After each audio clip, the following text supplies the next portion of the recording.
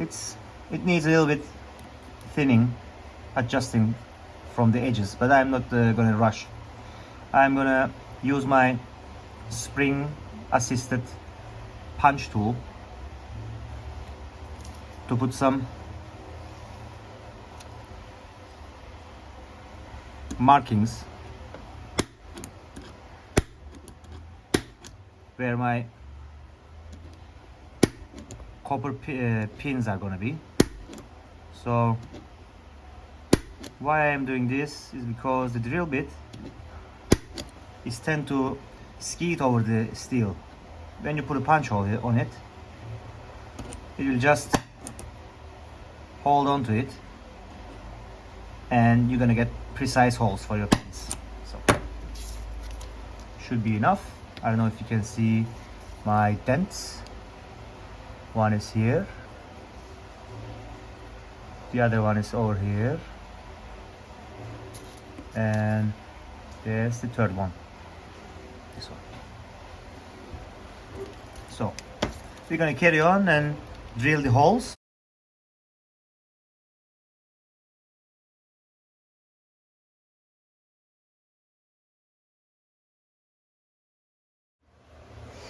Okay, so this is our template.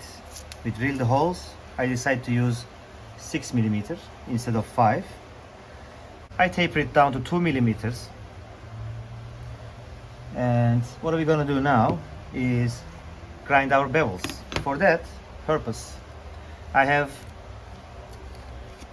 steel red, which is a layout fluid, layout ink in red color.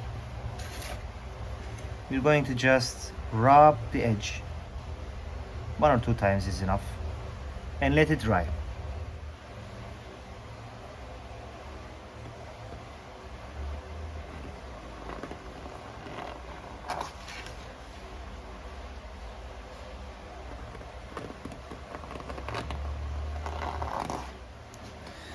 Now I'm gonna scratch my plunge line, which is this line over here. Alright, here we have our plunge line security. This is a graphite plate, so it's going to be precisely straight line, tight and secure. So now we're ready to grind.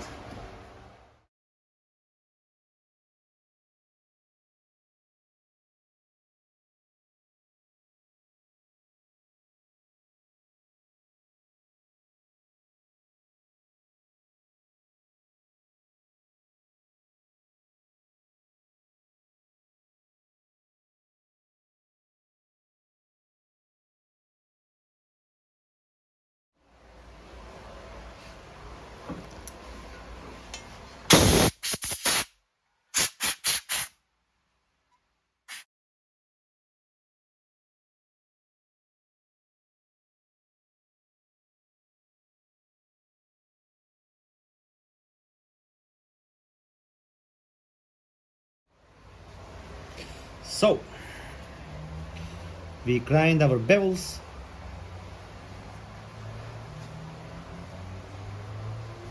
all the way up here. My initial plan was limiting the bevel line from here, but I go with the flow, and I think it's gonna have a better cutting ability like this. The bevel goes all the way up.